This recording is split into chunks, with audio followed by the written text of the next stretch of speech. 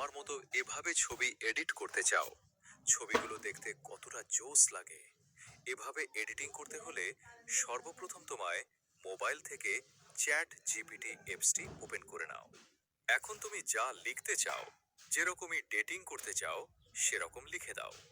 এবার দেখো, এবার এখানে লেখো, এটা লেখা শেষ। তারপরের নিচে লেখো, আমার চেহারা যেরকম আছে সেরকমই থাকবে, চেহারা যেন না পাল্টে যায়। এটা দেওয়ার সাথে সাথে দেখো ছবিটা কত সুন্দর করে জেনারেট হয়ে যাচ্ছে।